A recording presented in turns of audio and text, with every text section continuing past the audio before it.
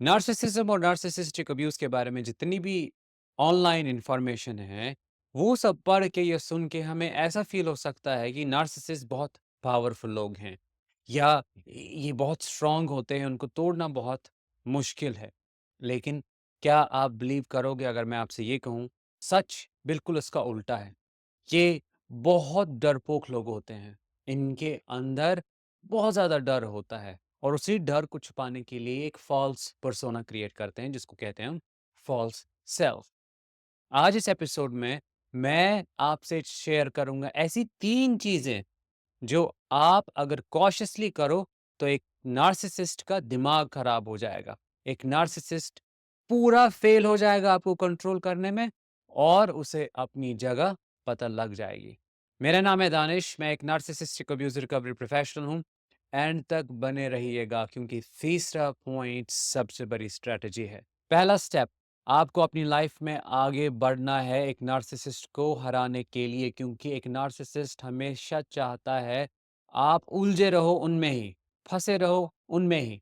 इसीलिए अगर आप उन्हें छोड़ चुके हो, तो पूरी तरह से नो कॉन्टैक्ट करना है। उनके सोशल मीडिया प्रोफाइल्स चेक नहीं करने हैं, ये जानने के लिए कि क्या हो रहा है, क्या उनकी लाइफ में कोई और आया या वापस बार-बार नहीं जाना है। जितनी बार आप वापस जाओगे, उतनी बार वो आपको और अब्यूज़ करेंगे और समझेंगे कि ये तो बहुत वीक है, ये तो कभी छूट ही नहीं पाएगा इस जाल से। तो आपको अपने आप को खुद फ्री करना है। ये पॉसिबल है, चाहे कितना भी मुश्किल लगे। अगर उस नार्सिसिस्ट के साथ रहते हो और छोड़ नहीं पाए हो, फिर भी अपनी लाइफ की इम्प्रूवमेंट पे फ़ोकस करना है। समझना है कि क्या चाहते हो आप अपनी लाइफ में करना, आपके गोल्स क्या हैं, एस्पिरेशंस क्या हैं, आपके टैलेंट्स क्या हैं, कैसे आप इंडिविजुएट कर सकते हो, अलग हो सकते हो उस नार्सिसिस्ट से इमोशनली। इसको कहते हैं हम डिटैचमेंट। डिटैच करना है अपने आप को नार्सिसिस्ट से। उससे क्या होगा? उससे उस नार्सिसिस्ट की वैल्यू आपकी लाइफ में ज़ीरो हो जाएगी और वो हार जाएगा। दूसरा पॉइंट, जो भी वो नार्सिसिस्ट आपके बारे में कहे, जिस भी तरह से ब्लेम करे, प्लीज़ उसको पर्सनली मत लेना क्योंकि वो चाहता है आप इमोशनली इम्पैक्ट हो, डेवास्टेटेड फ़ील करो और उलझे रहो। और जो भी बात उस नार्सिसिस्ट के मुँह से निकलती है, वो झूठी होती है।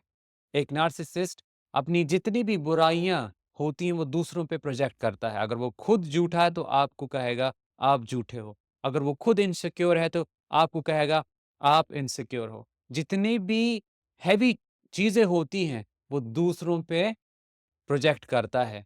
तो जो भी आपको वो कहता है बुरा-भला, वो आपकी रियलिटी नहीं है। वो एक नार्सिसिस्ट की कन्फेशन है। अंग्रेज़ी में कहा जाता है, every accusation of a narcissist is a confession. जो भी आपको कहे कि आपने ऐसा किया, वैसा किया, वो उसने खुद किया होता है। See them for who they are. उनको वैसे ही देखिए जैसे वो हैं, ना कि जो वो खुद को दिखाते हैं। ये बहुत अहम पॉइंट है। अगर आप उनकी बातों को फेस वैल्यू पे लोगे, तो आप हार गए। वो चाहते ही आप गुस्सा हो, आप परेशान हो, आप सोचते रहो कि क्यों मैं ऐसी हूँ या ऐसा हूँ या उस ब्लेम को पर्सनली लो। डिटैच करो उन बातों से और खुद से पूछो, अच्छा इसने मुझे ये चीज़ कही, ये चीज़ मुझ पे ब्लेम डाला, सच्चाई क्या है? क्या इसने ये खुद किया है? फॉर एग्ज़ाम्पल आपको कहा आपने चीट किया है उस पे, कहीं न कहीं उसने खुद किया होगा चीट आप पे और अब आपको ब्लेम कर रहा है या कर रही है। आपको सोचना होगा हमेशा कि सच्चाई क्या है? सच्चाई वो नहीं है जो वो आपको बोलता है, सच्चाई उसके पीछे छुपी हुई होती है। ऑब्जेक्टिविटी काम आएगी। ऑब्जेक्टिविटी होता है इमोशनल डिस्टेंस क्रिएट करना और सोचना, लॉजिकल अंडरस्टैंडिंग क्रिएट करना, रीज़न करना और पूछना कि असल में हो क्या रहा है? क्यों मुझ पे ये अटैक कर रहा है या कर रही है इस तरीके से? क्या रियलिटी है इस नार्सिसिस्ट की? कितना इनसिक्योर है ये? जब आप ये स्किल एक्वायर करोगे, इसको प्रैक्टिस करोगे, तब आप एक नार्सिसिस्ट को सीरियसली लेना बंद करोगे और उसकी हार हो जाएगी। तीसरा, आखिरी और सबसे अहम पॉइंट, आपको अपने लिए स्टैंड लेना ही लेना होगा अगर आप एक नार्सिसिस्ट को हराना चाहते हैं।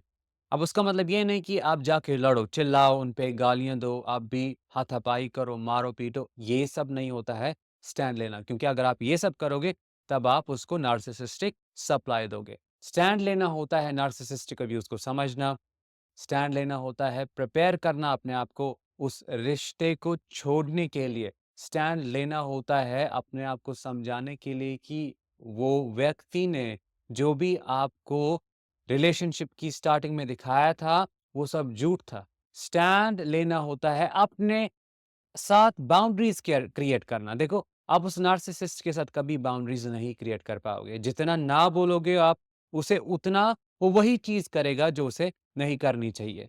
लेकिन अगर अपने आप को आप बोलोगे कि मैं ये चीज़ नहीं सहूँगा, अगर इस नार्सिसिस्ट ने ये चीज़ और की, ये मैं कभी नहीं सहूँगा और मैं छोड़ के चला जाऊँगा, या मैं कोई बिहेवियर रिपीट नहीं करूँगा, या मैं इस चीज़ का रिस्पॉन्स नहीं दूँगा।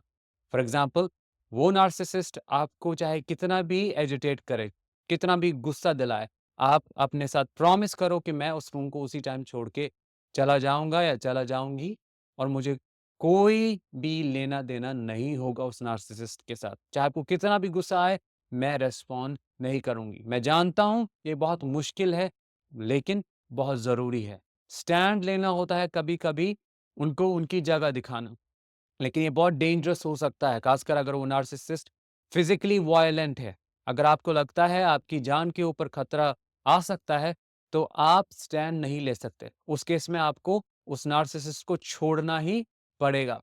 मैंने फॉर एग्ज़ाम्पल अपने फ़ादर के अगेंस्ट जब स्टैंड लिया लास्ट लड़ाई में, तो मैंने उसे सब वो बताया जो उसने किया था। और उसे एक तरह से समझाया कि क्यों वो बुरा है, क्यों उसका बाप भी ऐसा ही था, और क्यों उसने अपनी फैमिली को अपने हाथों से बर्बाद किया। उस टाइम मेरे हाथों में वो उस तरह का पावर था और मैं सेफ था, तभी मैं कर पाया। उसको कहते हैं स्टैंड लेना। अगर आप इस तरह का कुछ कर पाओ बिना अपनी जान को जोखिम में डाले, तो ज़रूर करो। वरना उस सिचुएशन को छोड़ के चले जाओ, वही आपका सबसे बड़ा स्टैंड है। अगर आपके बच्चे हैं नार्सिसिस्ट के साथ, उनको बचाओ। उनको कोई ज़रूरत नहीं है दूसरे पेरेंट की। आप काफ़ी हो उनके लिए, और ये समझो, ये समझना भी एक स्टैंड लेने के बराबर है। अपने लाइफ़ के पर्पस को समझो, पहचानो और जानो कि क्या मीनिंग है इस सब का। कैसे आप आगे बढ़ सकते हो, हील हो सकते हो और अपने आप को समेट सकते हो बिना उस नार्सिसिस्ट की हेल्प के। ये भी एक स्टैंड है। तो ये थे 3 स्टेप्स जो आपको लेने चाहिए अगर आप एक नार्सिसिस्ट को रियलिटी में हराना चाहते हो। आज के लिए इतना ही। मैं मिलूँगा आपसे अगली बार नेक्स्ट एपिसोड में। तब तक के लिए let the healing begin and continue.